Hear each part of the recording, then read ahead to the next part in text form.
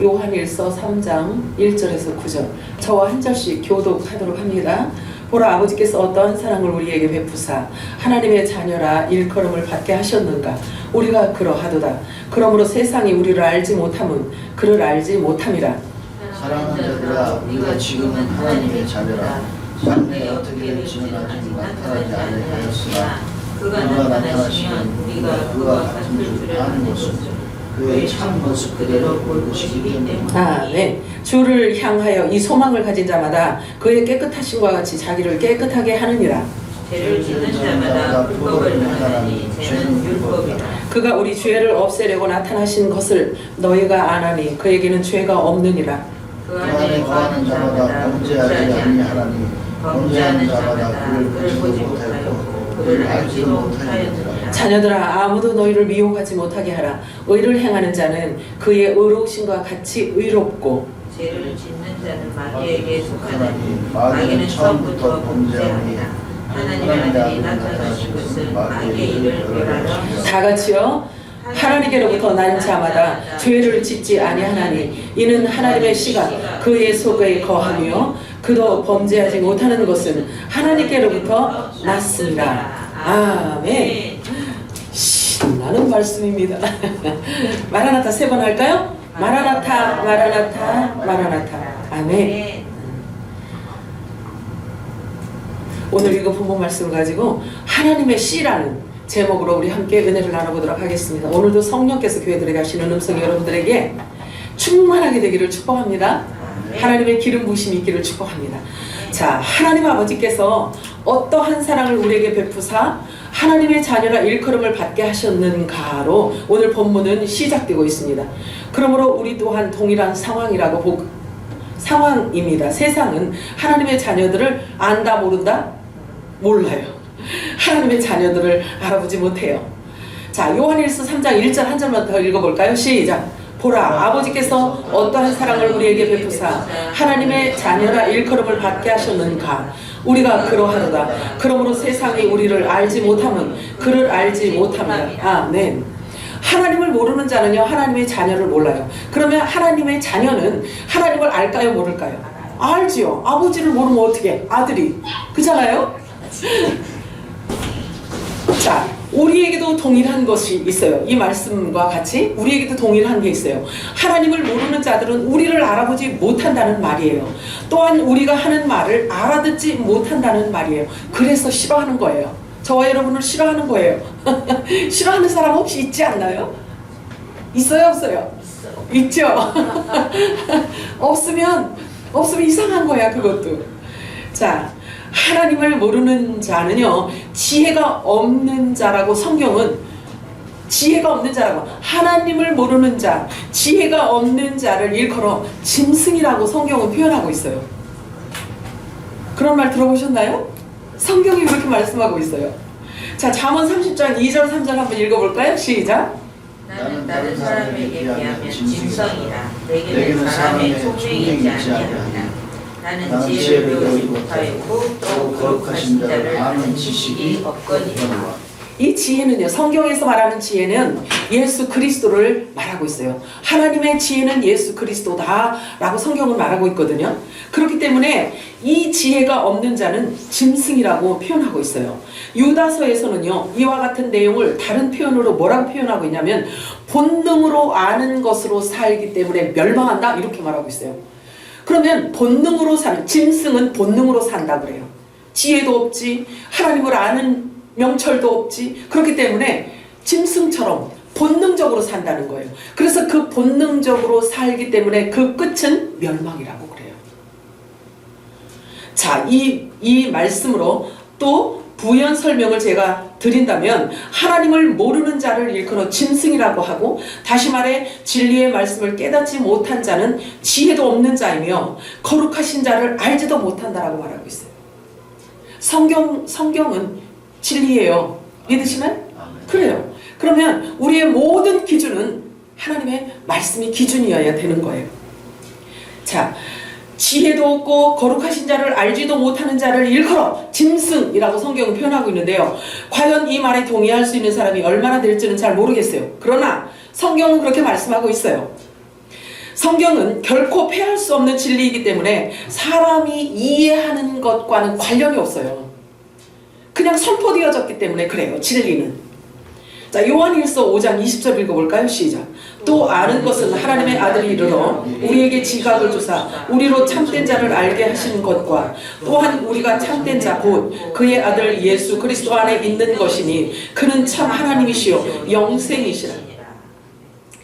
참된 자 예수 그리스도를 알 뿐 아니라 하나님을 알 참된 자 하나님을 알 뿐 아니라 참된 자 그분 안에 우리가 있다는 거예요. 그러니 한 몸이라고 하는데 엄청난 우리의 신분 아니겠어요? 이 말씀이 믿어지고 깨달아졌다면 이 말씀 또한 우리가 설명할 수 있어요. 기록되었을 때. 그래서 이 말씀 자체죠. 요한일서 5장 20절 이 말씀이 깨달아졌다면 설명할 수도 있어야 되는 거예요. 구원과 부활은 거룩하신 진리의 말씀으로만 되어지는 것이기 때문에 성령이 임한 자라면 모든 것을 다 설명할 수 있다라고 말하고 있어요. 엄청난 책임이 우리들에게 주어졌다는 사실이에요. 그냥 막연하게 우리가 지금 이렇게 그냥 시간만 지나면 다 되는 것처럼 생각하시면 안 되는 거예요. 양식을 부지런히 먹어서 그리스도의 의의 옷을 입어야 되는 거예요. 자, 그렇다면 하나님의 아들들은 하나님을 알까요? 모를까요? 네, 당연히 압니다. 진리의 말씀을 다 알 수 있다고 말씀하고 있어요. 아들이 아버지를 아는 것은 지극히 당연한 것입니다. 아멘이에요? 네. 하나님의 아들인 예수 그리스도, 독생자이신 예수 그리스도가 하나님 아버지를 아는 것처럼 저와 여러분도 하나님 아버지를 알아야 된다, 몰라도 된다? 알아야 된다는 걸 말하고 있는 거예요. 아멘이에요? 큰 책임감이 주어졌네. 이제 시작이야. 이제 시작이에요. 뿐만 아니라 하나님의 깊은 것까지도 다 통달할 수 있다라고 말씀하고 있어요. 왜냐하면 그 원인은 성경을 기록하신 저자이신 곧 성령 하나님이 우리 안에 와 있기 때문이에요. 아멘이에요? 아멘. 그래서 하나님의 깊은 것이라도 다 통달할 수 있다고 말하고 있어요. 여러분들 이게 쉬운 표현이 아니에요. 근데 내 말도 아니야. 그래서 여러분들이 다 받아야 되는 말씀이에요. 아멘. 자, 예수님과 그 근원지가 같은 자에게 아들의 영이신 성령님이 곧 그도 아들이기 때문에 동일한 하나님의 아들이기 때문에 아들의 영인 성령이 임하셨다는 거예요. 중요해요. 오늘 말씀 많다. 잘 들었다. 대박 난다. 자, 아버지가 아들들에게 베푸신 그 사랑을 알 수 있는 방법은 당연히 기록된 말씀으로만 알 수 있도록 하셨어요. 그래서 그냥 귀신같이 막 어디 갔더니 산에 올라가서 금식하고 기도했더니 막 속살거리는 귀신이 와가지고 이야기를 해준 거 가지고 하나님의 깊이를 아는 게 아니에요. 하나님의 말씀을 통해서 진리의 성령이 오시면 조명을 하신다는 거예요. 조명. 우리에게 그 사랑을 나타내시기 위해서 하나님 품속에 계셨던 독생자 예수님을 당신이 지으신 피조세계, 물질세계로 하나님과 사람들과 똑같은 모습으로 보내시는 것은 하나님으로서 창조주 하나님이신데 가장 낮은 곳으로 오셨다라고 표현을 해요. 그래서 종의 모습으로 오셨다라고 말하고 있는 거예요. 왜? 저와 여러분에게 하나님의 그 사랑을 나타내기 위해서예요. 자, 그런데 예수님은 그분은 본래 영이시고 말씀이셨어요. 그런데 사람으로 오실 때 그 안에 또 생명을 아버지가 넣어주셨다라고 말해요. 예수님이 오실 때 예수님 안에 생명을 또 넣어주셨대요. 성경이. 그러면 그 생명을 갖고 예수님이 오셨단 말이에요. 그러면 예수님께서 십자가에 죽으시면서 물과 피를 쏟으시면서 그 생명을 쏟아낸 거예요. 이 땅에. 모든 생명은 피에 있다라고 말씀하고 레위기에 보면요. 그지? 그러면 예수님이 영이시고 말씀이셨던 창조주 하나님이 그 안에 있던 생명을 쏟아내기 위해서 물과 피를 십자가에서 다 쏟으셨다라고 말씀하세요. 그 피 안에 그 생명, 그 안에 있던 생명이 저와 여러분이라는 거예요. 성경이 그걸 말해주고 있어요. 이게 복음이에요. 마태복음 13장 37절 38절 읽겠습니다. 시작. 대답하여 이르시되 좋은 씨를 뿌리는 이는 인자요 밭은 세상이요 좋은 씨는 천국의 아들들이요 악한 자의 아들들이요. 자, 이 좋은 씨를 예수님께서 오셔서 뿌려놓으신 거예요. 충만하게 뿌려놓으신 거예요. 자, 그래서 이 좋은 씨는 천국의 아들들이라고 말하고 있어요. 좋은 씨는 천국의 아들들을 의미하는데 그들을 이 땅에 쏟아내시려고 독생자를 죽이시고 그 안에 있던 좋은 씨, 복음의 씨를 이 땅에 쏟아내시는 그 사랑을 말하는 거예요. 자, 그렇다면 예수님의 지체들 또한 첫사람 아담으로부터 오는 범죄, 불의, 불법의 지와는 전혀 섞이지 않았다는 말도 되죠. 잘 들으셔야 돼요. 그래야만 성경 말씀의 거룩함과 모함을 입증할 수 있기 때문에 그래요. 거룩이라는 것은 하나님의 속성이란 말이에요. 하나님만 갖고 있는, 신만 갖고 있는 속성이란 말이에요. 그런데 그 속성인 이 거룩이 사람에게 어떻게 전이될 수 있냐고요. 창세기 1장에 보면은요, 각종 나무를, 각종 열매를 종류대로 주셨다 그랬단 말이에요. 종류대로. 그랬죠? 종류대로 주셨다 그랬어요. 아니, 사과씨가 뱃속에 들어가, 과일 배 있잖아요. 배 속에 들어가 있을 수가 없잖아요. 종류대로 주셨다라고 말씀하잖아요. 그러면 이 거룩이라는 속성은 하나님과 본질이 같은 자에게만 그 거룩이 해당이 되는 거예요. 성경을 그렇게 보아야 돼요. 성경을. 거룩하신 성령님은 아무데나 임하시는 분이 아니에요. 속성이 같은 곳에 임하는 거예요. 성령은 아들의 영이거든요. 그러면 아들의 영이 임하는 곳이 더러운 곳에 임할 수가 없는 거예요. 죄와 불법과 불의로 가득 차 있는 그 안에 임할 수가 없단 말이에요. 속성이 같은 곳에만 임할 수 있는 거예요. 그래서 아들들에게만 임하는 거예요. 그래서 말씀을 갖고 조명을 해줄 때, 아, 우리들의 정체성이 드러나는 거예요. 이해가 되시나요? 네. 그래서 성령님은 예수님과 똑같은 근원에서 난 자라에만 그에게 거룩하신 성령님이 임할 수 있다는 것을 성경은 말해주고 있어요. 자, 우리가 성경을 그동안에는 그냥 누가 얘기하면 그런가 보다, 그냥 설교하면 그냥 그런가 보다 라고 들었는데, 이제는요 그거 갖고는 안 돼요. 왜 그러냐면 아들들이 자기들의 정체성을 발견하지 못하잖아요. 그러면 아버지의 뜻이 무엇인지를 알 길이 없어요. 그리고 순종을 할 수가 없단 말이에요. 그러면 종들이 행하는 짓을 같이 한단 말이에요. 그럴 수는 없잖아요. 이제 시간이 없는데. 자, 히브리서 2장 11절 읽어보겠습니다. 시작. 거룩하게 하시는 이와 거룩하게 함을 입은 자들이 다 한 근원에서 난지라. 그러므로 형제라 부르기를 부끄러워하지 아니하시고. 자, 이게 근원이라고 그래요. 근원. 자, 거룩하게 하시는 이는 누구예요? 성령님이세요. 자, 거룩함을 얻은 자는 누구예요? 아들. 거룩함을 입은 자는 아들. 그런데 그들이 한 근원에서 났대요. 이 근원이 어디예요? 아, 성령님의 근원이 어디예요? 아, 하나님이시잖아요. 그죠? 말씀이시잖아요. 하나님이시잖아요. 근원이 한 근원에 있었던 자라는 거예요. 저와 여러분이. 본래 우리는 하나님 안에 감춰져 있던 생명이라고 성경은 우리에게 정체성에 대해서 밝혀주고 있습니다. 뿐만 아니라 골로새 3장 3절에는 현재도 우리의 생명은 그리스도와 함께 하나님 안에 감춰져 있는 생명이라고 말씀하고 있습니다. 그래서 악한 자가 만지지를 못한대잖아요. 건드리지를 못한대잖아요. 아유, 여러분들이 신분을 잘 알으셔야 돼. 여러분들이 정체성을 잘 확립하셔야 돼. 자, 이제는 저와 여러분이 조용히 그리고 차분하게 세상의 요란한 소리를 뒤로하고 성령과 깊은 교제의 시간을 가져야만 되는 때란 말이에요. 제가 자주 말씀드리잖아요.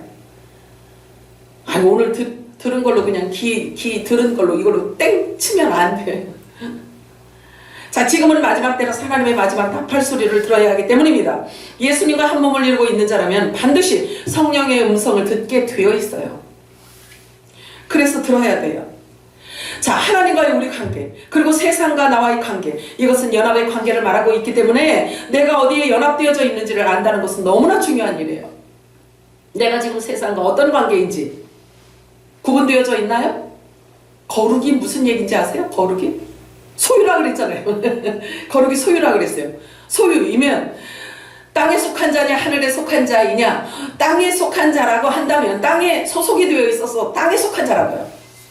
그러면 거룩은 하나님의 속성이기 때문에 하늘에 소속되어져 있는 것을 말하고 있어요. 그죠? 완전한 구분을 말하는 거예요. 거룩은 완전한 구분. 어느 손에 달려있냐 이거예요. 어디와 연합되어져 있냐 이거예요. 하나님은 지금 온전히 거룩하게 구별된 온전한 봉헌자를 찾고 계세요. 봉헌자가 뭐예요? 완전히 죽어서 아버지 앞에 온전히 올려진 자를 말하고 있는 거예요. 이것을 거룩이라고 해요. 이것을 거룩. 자, 시간이 흐른다고 해서 거룩의 기준을 낮춘다거나 거룩의 기준을 더 가볍게 한다거나는 절대 없는 일입니다. 절대 없습니다. 완전히 구별된 봉헌된 자를 하나님은 지금 찾고 계세요. 그래서 하나님께서 나무를 비유로 하셨고요. 나무를 비유로 하셨고 열매로서 그 나무를 알게 하신다고 말씀하시잖아요. 그렇잖아요. 사과나무에서 배가 열릴 수가 없잖아요. 불가능하잖아요. 포도나무에서 무화과가 열릴 수가 없잖아요. 그렇잖아요. 그렇기 때문에 그렇게 온전하게 구별되어진 자를 하나님이 찾으시는 거예요. 그래서 저와 여러분이 육이 벗겨진 상태여야 영이 살아난 하나님께 온전히 드려진 봉헌된 자, 거룩한 자, 구별된 자가 되는 거예요. 자, 생명나무 실과인지 선악과나무 열매인지 또는 외곽에 있는 각종 나무 열매인지를 드러내시고자 하는 것입니다. 물론 그것을 알 수 있는 방법은 사람이 노력 갖고 안 돼요. 사람이 돋보기를 써갖고 알아볼 수 있는 것도 아니에요. 하나님의 참빛이신 진리의 성령께서 오셔서 조명을 해 주실 때 알아지는 거예요. 조명을 해 주실 때. 비로소 그때야 자기 자신의 정체성을 알게 되고 자기가 있어야 할 자리로 가게 되고 자기가 품어야 되는 마음을 품게 되고 이렇게 되는 거예요. 성경은 사람을 통해서 하나님이 기록한 것이기 때문에 그냥 사람이 쓴 그런 글로 보아서는 그 안에 담겨져 있는 비밀을 알 길이 없어요. 하나님의 마음을 알 길이 없어요. 알 수도 없고 깨달을 수도 없어요. 요한복음 1장 4절에서 5절 읽어볼까요? 시작. 그 안에 생명이 있었으니 이 생명은 사람들의 빛이라. 빛이 어둠에 비치되 어둠이 깨닫지 못하더라. 어둠은요 아예 못 알아요. 못 알아봐요. 눈으로 보아도 못 보고 귀로 들어도 못 듣고 라고 말하고 있어요. 어둠 자체이기 때문에. 그러나 그 안에 유전자가 빛의 유전자 한 근원에서 난 자라고 한다면 빛이 비춰질 때 메시지가 전달되어질 때 알아져요. 아, 저게 내 양식이구나 하고 알아진단 말이에요. 진리는 깨닫는 것이지 글로만 읽어서는 결코 그 안에 무엇을 담고 있는지 알 길이 없습니다. 아주 작은 예를 하나 제가 들어볼게요. 예수님께서 제자들에게 이렇게 말씀하십니다. 마태복음 16장 6절 시작. 예수께서 이르시되 삼가 바리새인과 사두개인들의 누룩을 주의하라 하시니. 자, 이렇게 말씀하시니까 제자들이 생각해요. 아이고 어떡하지? 우리가 오늘도 빵을 안 가져왔네. 오늘도 빵을 안 가져왔으니 어찌할꼬 하고 육신으로 먹을 빵을 생각하고 있는 누룩과 연상해서 생각은 했는데 근데 결국은요 겨우 육이 먹는 것으로 생각이 쏟아져 버린 거예요. 그게 그러고 가버리는 거예요. 자, 보세요. 땅에 속한 자들은 어쩔 수가 없어요. 육신을 위한 생각으로 모든 성경을 다 받아 먹을 수밖에 없어요. 영적인 비밀을 알 길이 없기 때문에 그래요. 다 육의 생각으로 받았어요. 예수님의 제자들이 반응하는 거 보세요. 예수님께서 무슨 이야기를 하실 때 전부 다 육을 가지고 반응을 해요. 자, 그런데 예수님의 모든 비유는 다 율법을 완성하시기 위함인데 그리고 그 안에 천국 복음을 담아 놓으셨기 때문에 성경 전체를 보는 방법이 달라져야 되는 거예요. 성경 보는 방법이 달라져야 하나로 쫙 연결돼요. 그렇지 않으면 부분적으로밖에 알 길이 없어요. 고린도전서에 보면은 온전한 것이 와야 부분적으로 알고 있던 것을 폐하리라 이렇게 말했어요. 그러면 부분적으로 안다는 것은 무엇을 의미하냐면요. 문자적인 것은 율법적으로 얘기를 하는 거예요.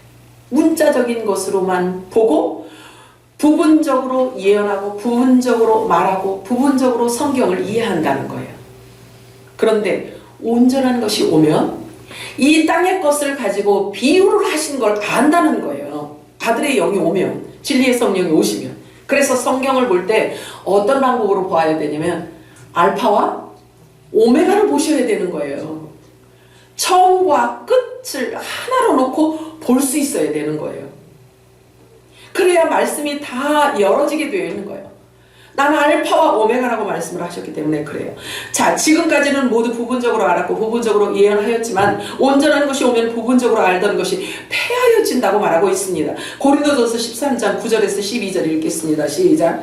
우리가 부분적으로 알고 부분적으로 예언하니 온전한 것이 올 때에는 부분적으로 하던 것이 폐하리라. 내가 어렸을 때에는 말하는 것이 어린아이와 같고 깨닫는 것이 어린아이와 같고 생각하는 것이 어린아이와 같다가 장성한 사람이 되어서는 어린아이의 일을 버려놓으라. 우리가 지금은 거울로 보는 것 같이 희미하나 그 때에는 얼굴과 얼굴을 대하여 볼 것이요 지금은 내가 부분적으로 아나 그때에는 주께서 나를 아신 것 같이 내가 온전히 알리라.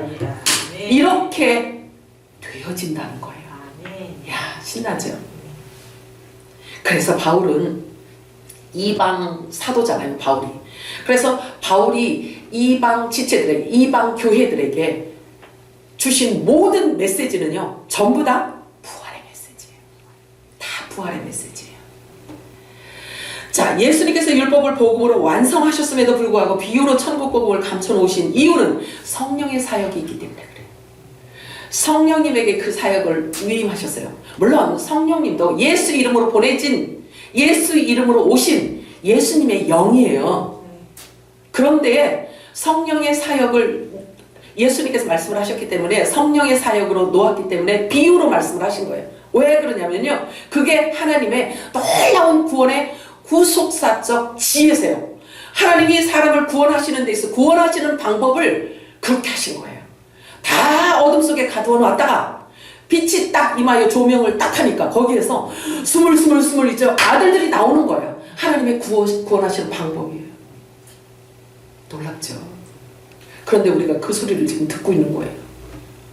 자, 율법은 육체에게 주신 법이에요. 복음은 영의 생명에게 주신 불멸의 영원한 영생의 천국 복음이에요.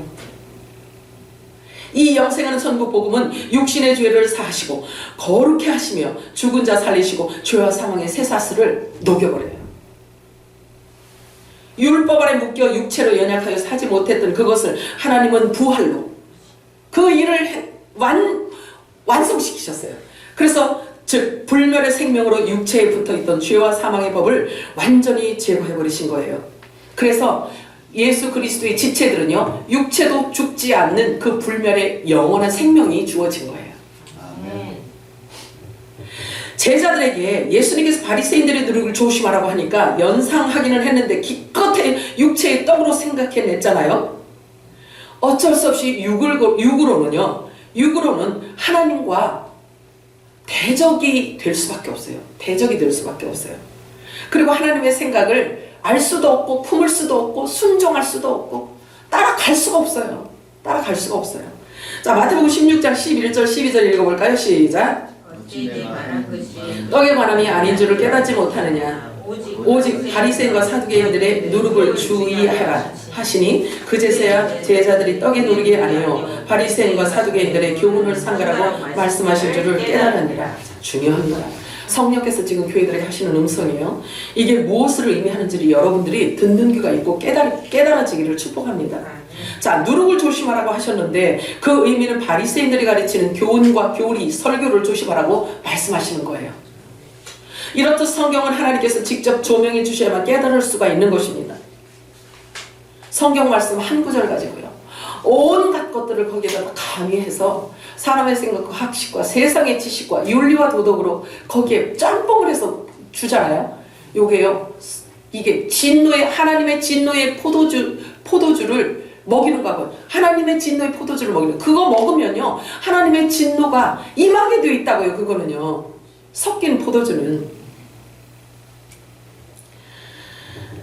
그래서 각 사람, 성경에 보면은, 그래서 각 사람에게, 요한복음에 보면은 각 사람에게 비치는 빛이라고 말하고 있어요. 그리스도를, 예수님을, 말씀을. 자, 그래서 각 사람에게 비추는 빛이라고 말씀하고 있어요.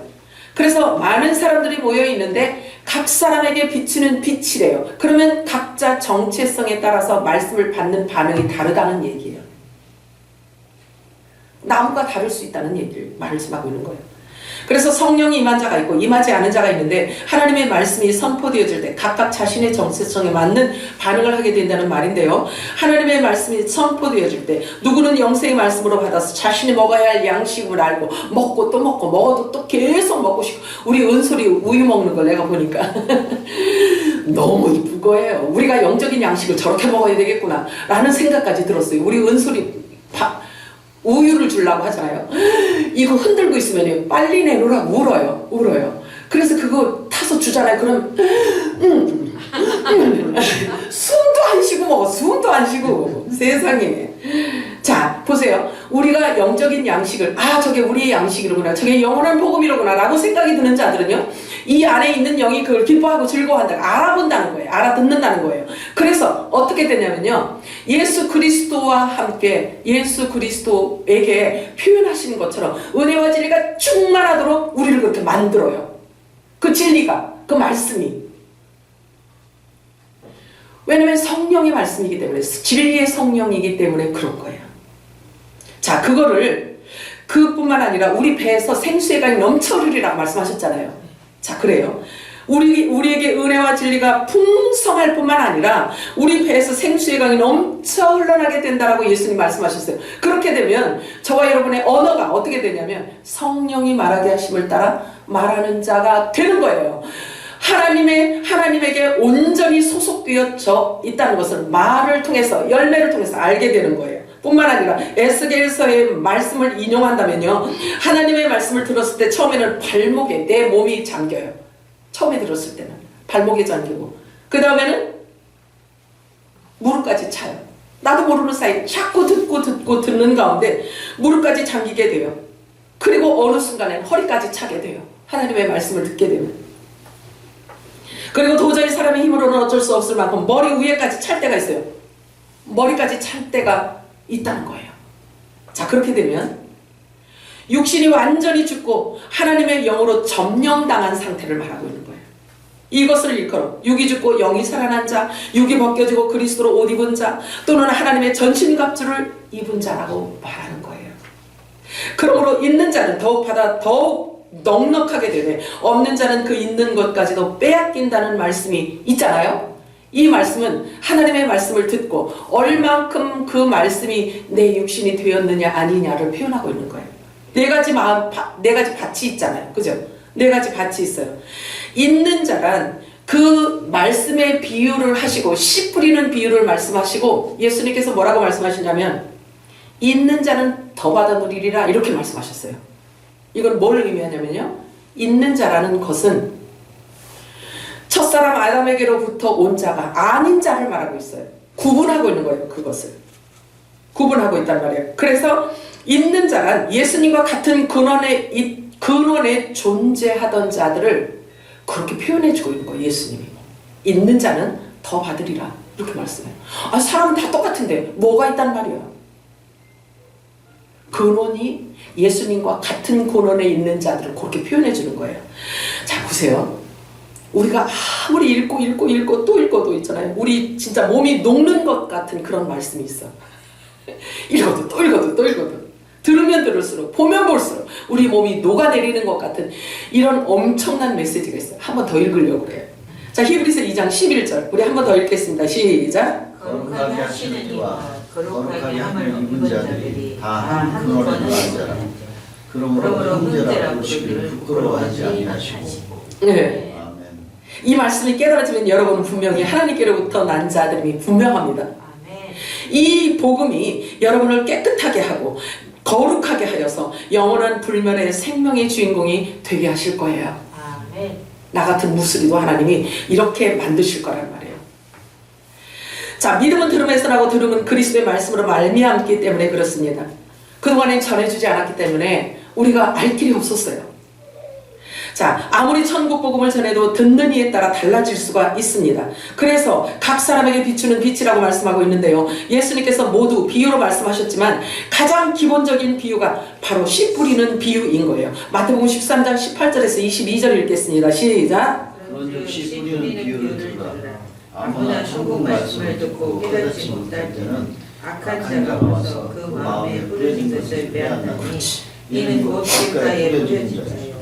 돌밭에 뿌려졌다는 것은 말씀을 듣고 즉시 기쁨으로 받되 그 속에 뿌리가 없어 잠시 견디다가 말씀으로 말미암아 환난이나 박해가 일어날 때는 곧 넘어지는 자요. 가시들에게 뿌려졌다는 것은 말씀을 들으나 세상의 염려와 재물의 유혹에 마음이 박혀 결실하지는 못하는 자요.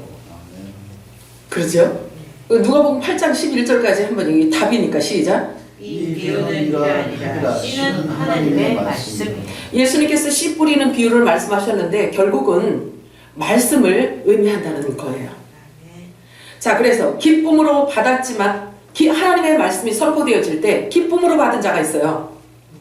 아이고 기쁨으로 받았어요. 그런데 뿌리가 없대. 근원이 아니라는 거죠.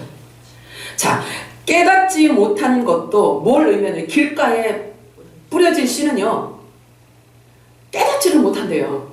그럼 뭔 얘기를 하냐면 아무리 하나님의 말씀을 많이 들어도 일곱 귀신이 그 안에 있기 때문에 다 뺏어간다는 거예요. 들은 이야기를 다 뺏어간다는 거예요. 자, 그리고 또 세상의 염려와 돈의 유혹에 빠져서 넘어가는 자도 있다는 거예요. 말씀은 같이 선포되어지는데 그래서 각 정체성에 따라서 다르다는 거죠. 자, 그런데 처음부터 좋은 밭이 있다고 말씀하고 있어요. 예수님은요. 그래서 예수님과 같은 근원에서 난 자라고 성경을 밝히고 있어요. 좋은 밭이. 무슨 뭐 영향을 많이 줘서 그 흙이 좋아진 게 아니고 원래 근원지가 같다는 거예요. 그 본질이 같은 자를 일컬어 좋은 밭이라고 해요. 그래서 그들을 일컬어 하나님께로부터 난 자라고 하고 또는 하나님의 말씀으로 난 자라고 그들의 정체성을 성경은 우리들에게 밝혀주고 있습니다. 베드로전서 1장 23절 시작.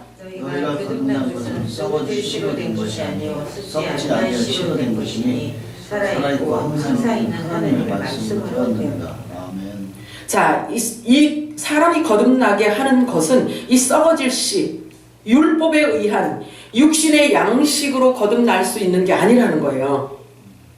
썩지 아니할 시 불멸의 영원한 복음의 말씀으로만 사람을 부활시킬 수 있다라고 말씀하시는 것입니다.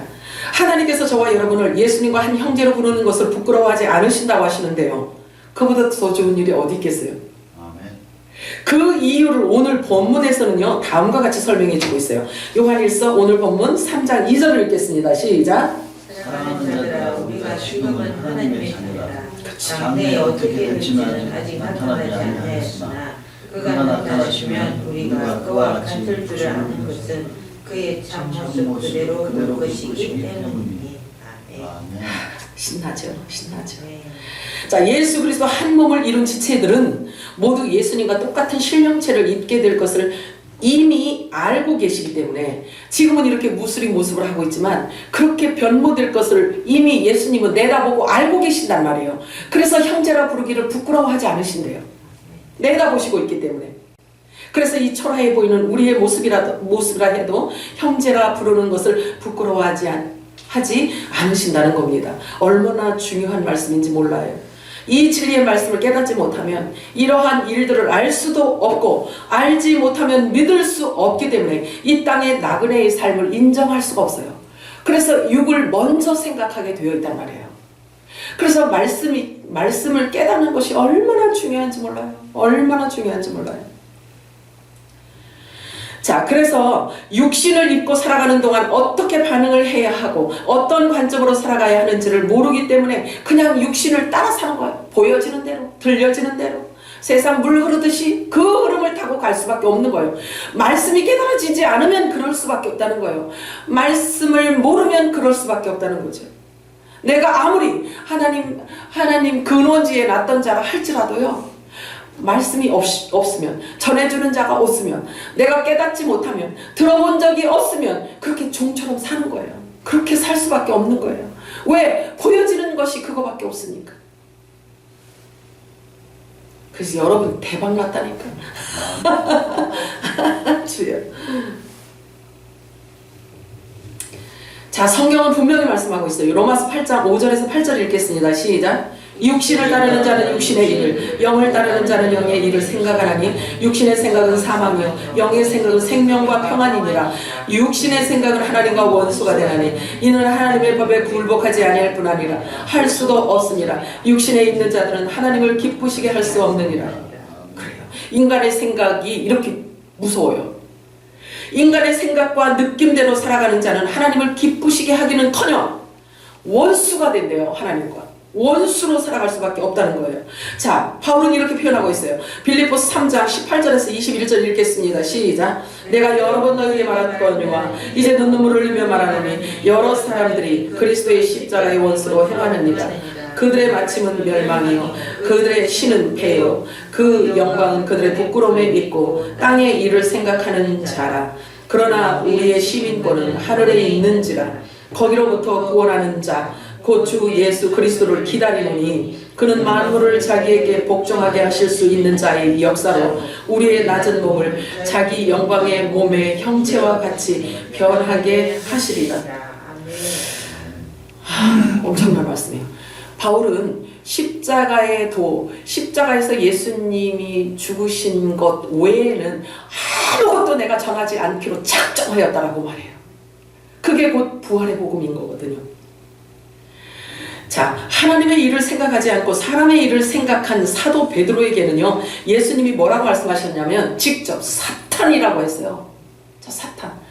베드로만 그랬을까요? 저와 여러분이 진리의 성령이 이렇게 온전한 영, 진리의 성령이 저와 여러분 안에 오기 전에는요, 저와 여러분 안에도 귀신이 들락날락 했다는 사실이에요. 자, 마태복음 16장 23절 읽어볼까요? 시작. 예수께서 돌이키시며 베드로에게 이르시되 사탄아 내 뒤로 물러가라. 너는 나를 넘어지게 하는 자로다. 내가 하나님의 일을 생각하지 아니하고 도리어 사람의 일을 생각하는도다 하시고. 보세요.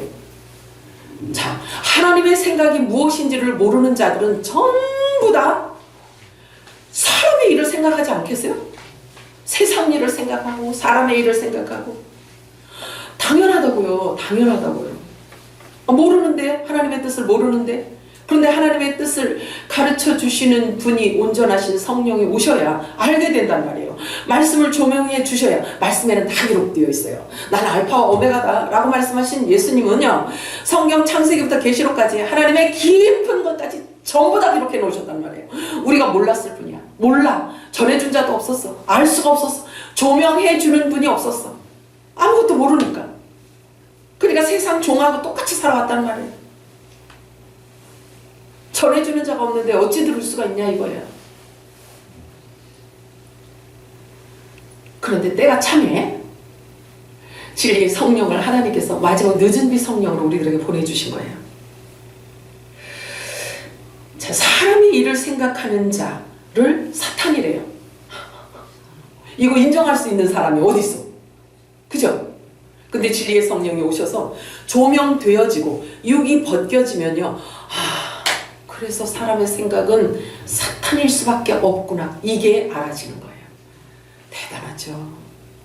이것이 어떻게 학교에서 배워가지고 이게 학습 가지고 어떻게 되겠냐고요. 그래요, 안 그래요? 조명해 주시는 성령께서 오셔야지만 되는 거예요.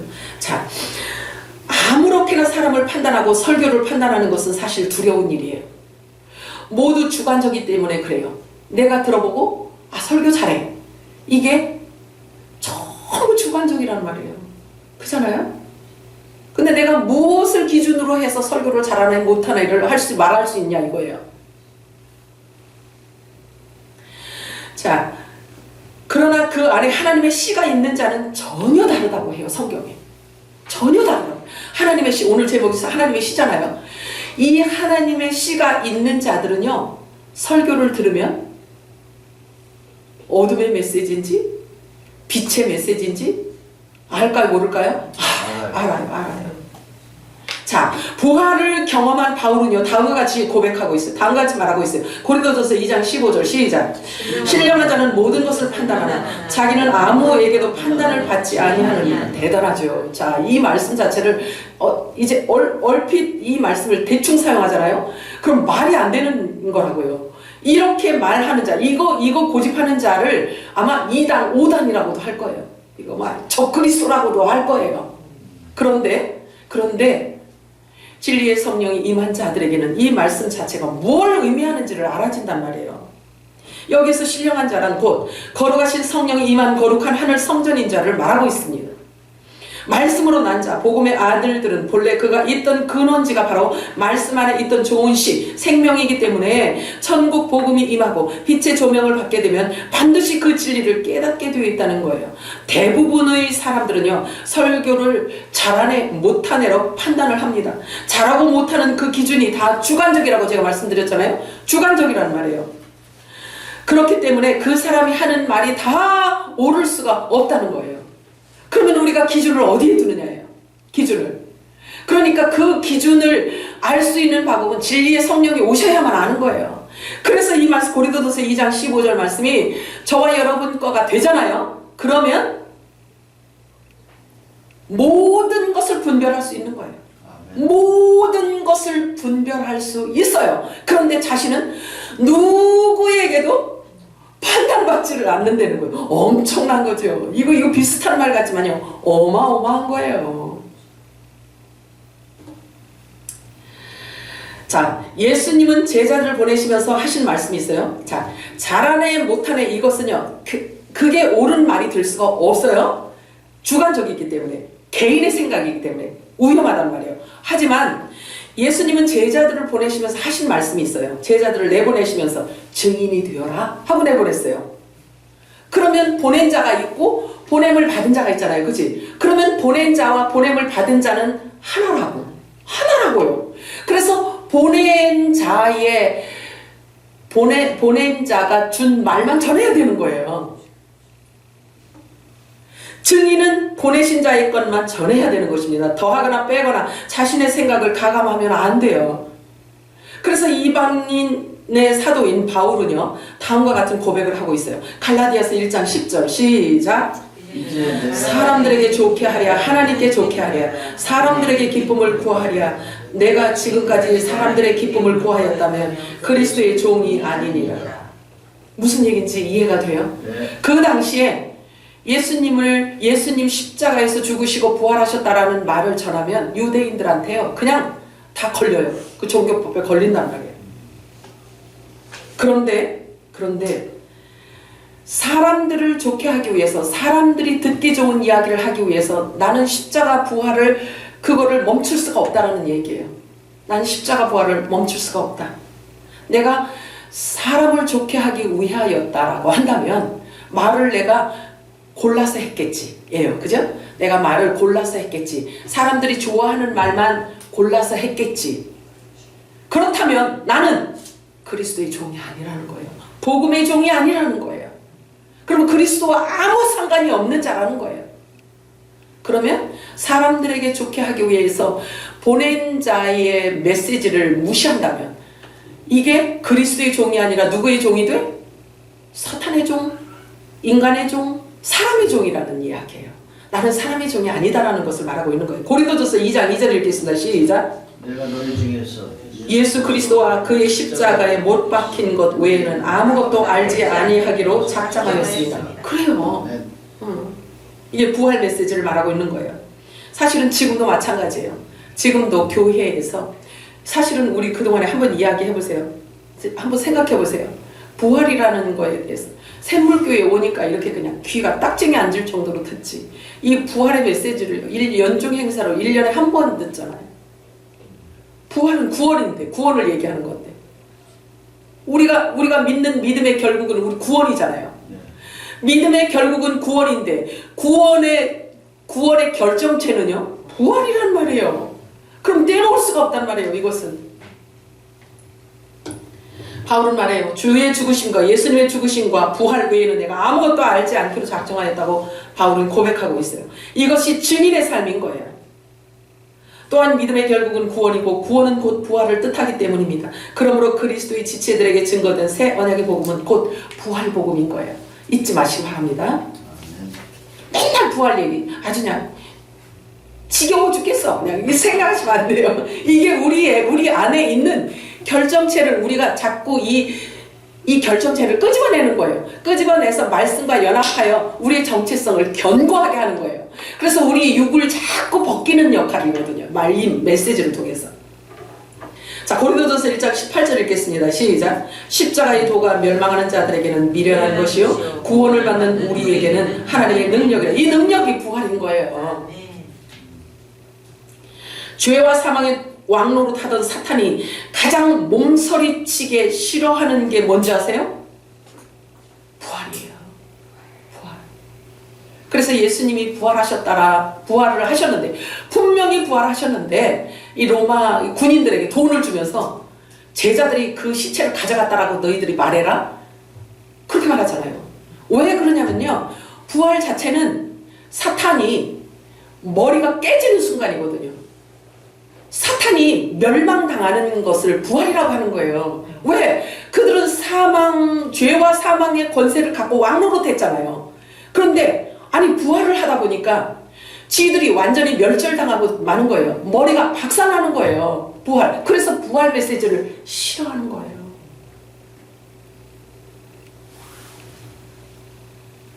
그런데 부활은요, 부활 메시지는 자신이 경험해보지 않은 자는 전할 수가 없어요.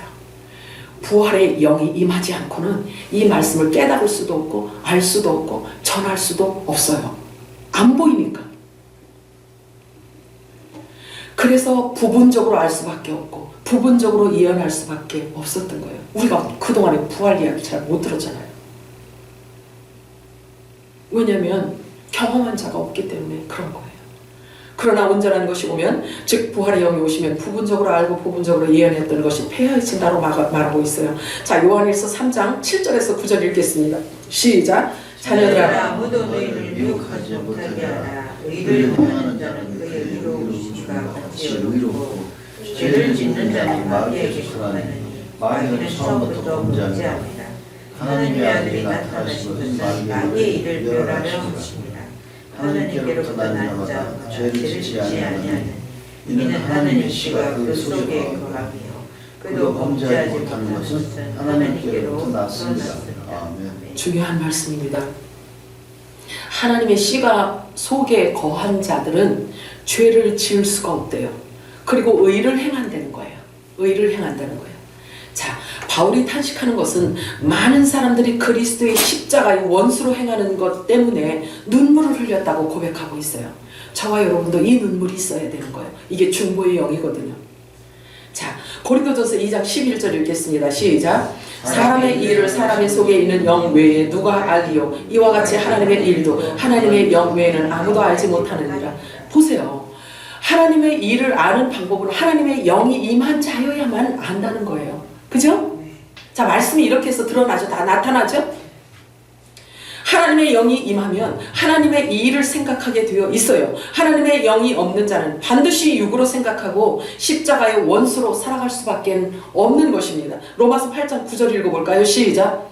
만일 너희 속에 하나님의 영이 거하시면 너희가 육신에 있지 아니하고 영에 있나니 누구든지 그리스도의 영이 없으면 그리스도의 사람이 아니라. 자, 하나님의 영이, 하나님의 씨가 있다는 것은 무엇이 같다는 거예요? 본질이 같다는 걸 말하고 있어요. 본질이 같다. 자, 우리가 어떻게 예수님과 한 몸을 이룰 수 있는가 하는 것입니다. 어떻게 해서 그분의 지체가 될 수 있는가는 성경이 설명해주고 있어요. 자, 고린도전서 12장 13절 시작. 유대인이나 헬라인이나 종이나 자유자나 다 한 성령으로 세례를 받아 한 몸이 되었고 또 다 한 성령을 마시게 하셨느니라. 아멘. 유대인에게 있던 자들이든 헬라인에게 있던 자들이든 종의 모습으로 있던 자들이거든 상관없어요. 한 성령으로 세례를 받고 나니까 그리스도와 연합되어 하나가 되는 거예요. 사과씨가 귤 속에 들어가 있을 수 없는 것처럼 그렇습니다. 자, 고린도전서 12장 24절에서 27절 읽겠습니다. 시작. 우리의 아름다운 지체는 그럴 필요가 없느니라. 오직 하나님이 몸을 고르게 하여 부족한 지체에게 귀중함을 더하사 몸 가운데서 분쟁이 없고 또한 여러 지체가 서로 같이 돌보게 하셨느니라. 만일 한 지체가 고통을 받으면 모든 지체가 함께 고통을 받고 한 지체가 영광을 얻으면 모든 지체가 함께 즐거워하느니라. 너희는 그리스도의 몸이요 지체의 각 부분이라. 저와 여러분은요, 저와 여러분은 예수 그리스도와 떨어진 적이 없다고요. 한 몸으로 계속 있단 말이에요. 지체인 저와 여러분이 한 번도 떨어진 적이 없다는 거예요. 처음부터 하나라는 거예요. 분리된 적이 없다는 거예요. 한 몸이니까. 예수님과 한 몸이니까.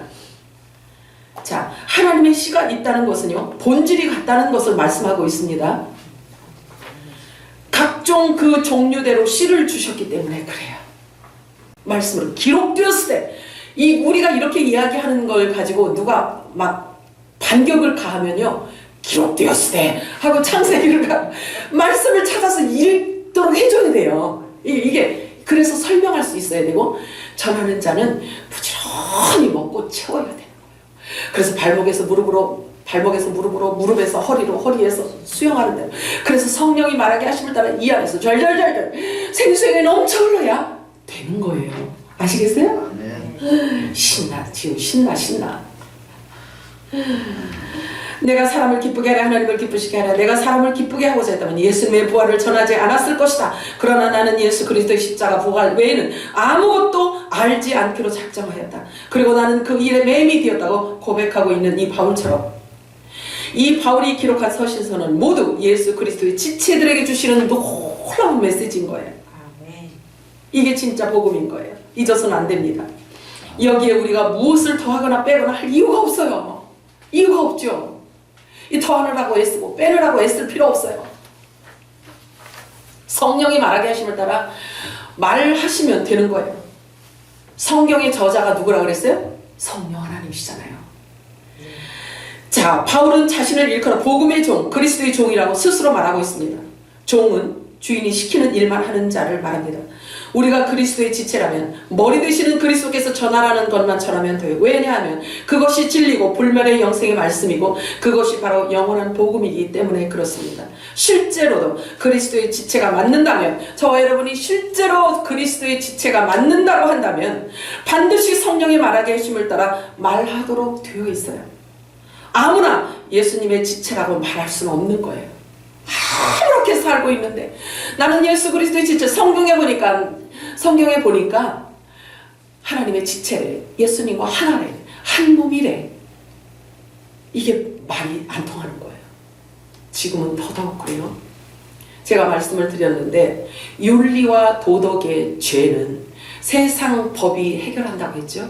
그러나 거룩한 몸을 갖고 있는 저와 여러분에게도 이 기준이 하늘만큼 높도록 그 기준을 적용하고 있어요.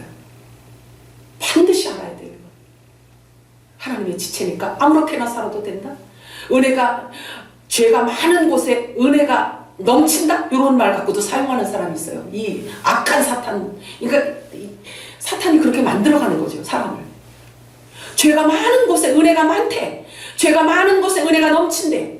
이게 무슨 뜻인지를 모르니까 막 사용하는 거예요. 있는 대로 사용하는 거예요. 그게 무슨 뜻이냐고요? 진리의 성령이 와서 하나님의 말씀을 보고 깨닫게 하는 만큼 은혜라는 거예요. 그걸 얘기하는 거예요. 그런데 진리의 은혜가, 진리의 성령이 임하지도 않았는데 죄가 많은 곳에 은혜가 넘친대. 그래서 죄를 더 줘? 이게 성립이 되나요? 안 돼요. 안 되지. 이거는 나는 가짜다. 자기 스스로 자기를 드러내는 거란 말이에요. 보세요. 세상에서 요구하는 윤리와 도덕의 이 기준과 이 수준은요, 하나님의 아들들에게는 하늘과 땅 차이에 높이 놓았단 말이에요. 제가 말씀드렸잖아요. 거룩의 기준도요, 이제 시간이 흐르면 흐를수록 거룩이라는 기준을 하나님이 낮춘다거나 가볍게 한다거나 라는 일은 절대 없는 일이에요. 오히려 더 높아지면 높아졌지. 왜? 주님 앞에 서야 하기 때문에 그런 거예요. 하나님의 말씀이 깨달아지는 만큼 우리가 온전하게 구별된 자로 살아갈 수밖에 없어요. 아멘. 왜냐하면 우리 안에 있는 우리 영이 아버지의 그 거룩함을 알기 때문에 그 부활의 영 입은 자들이 주님의 그 부활의 채취를 맡기 때문에 주님의 그 마음과 연합되어 하나 되니까 분명한 구별과 구분이 이루어지는 거예요. 아멘. 대충 넘어가려고 하지 마세요. 하나님은요, 안 속으세요. 절대로 안 속으세요. 그래서 세상 윤리와 도덕의 기준도 여러분 높이시기 바랍니다. 아멘. 하나님 아버지 은혜와 사랑을 감사합니다. 하나님께서 오늘도